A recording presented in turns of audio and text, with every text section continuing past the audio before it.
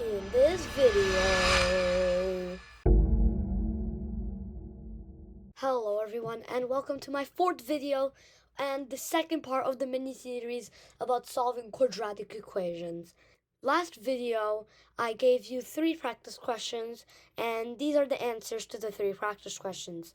X is equal to 2 and x is equal to 1 for our first equation, x is equal to 6 and x is equal to 5 for our second equation, x is equal to negative 2 and x is equal to 5 for our third equation.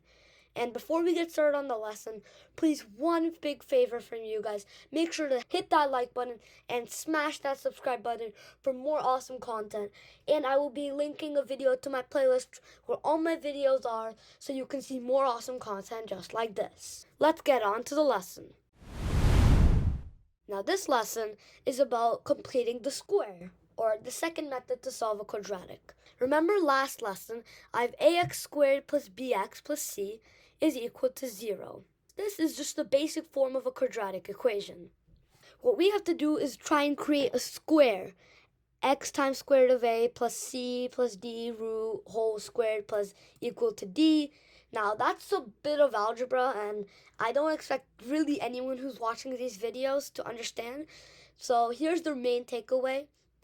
Ax squared plus bx plus c. We're trying to add a constant to turn this into a perfect square, or like x plus something whole squared, and have something on the right hand side. After that, it's really easy to simplify the equation to get your answer. Now that you understand, why don't we go on to the practice problems? For our first equation, we have x squared plus 6x plus 5 is equal to 0. I'm going to solve this for you as I do with all examples so you get a clearer picture of the equation. Our first step is seeing, okay, we have x squared plus 6x plus 5. The formula for a squared is, now since we only have one times x squared, I'm just going to say x squared. Or normally it's supposed to be a squared. But instead of a, well, of course, we're just going to do x squared plus, let's just say a is another constant, 2ax plus a squared is equal to 0 normally, but this is just going to be an expression for now. All right? And if we compare this, all right, we get x squared matches up with x squared. Now, 6x is equal to 2ax. X and x canceled out. So, 2a is equal to 6, and a is equal to 3. So that would be x squared plus 6x plus 9. But what we have here is x squared plus 6x plus 5. So what our next step is going to be is to add 4 to both sides to make the x squared plus 6x is equal to 9. So we get x squared plus 6x plus 6x plus 9 is equal to 0. Actually, please equal to 4. My bad. X squared plus 6x plus 9 is equal to 4. It's really simple. So what we're also going to do is we're going to factor that. But before, let me just use my signature arrow. Not signature, I just used it in a lot of mathematics. I'm just going to use it to discrete the steps out. And our second step in the process is going to be making sure that we factor in the square. Like actually write it in the square form. Now, since we have 9, and that's a squared, we get x plus 3. If I have a plus b, and I take the whole square like this, this is equal to a squared plus b squared plus 2 times a times b. Now, a squared plus b squared plus 2ab, as normally we would, not 2 times a times b, just 2ab for simplicity. If a is just equal to x, we get x squared plus b squared. Now, what we have at the end, which is the 9, that would be 3, because 9 is equal to 3 squared. So we get a squared, x squared plus 9 plus 6x 2 times 3 times x. So what that becomes x plus 3 whole squared.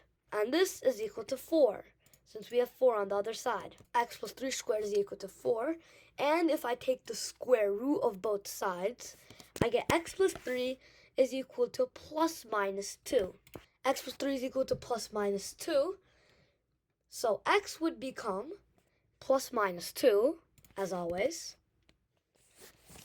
minus 3, since we subtract 3 from both. And our two independent solutions, which would be like the two actual values of x, because we can't really have plus minus in a solution, it would be negative 1 and x is equal to negative 5. And these are our two solutions.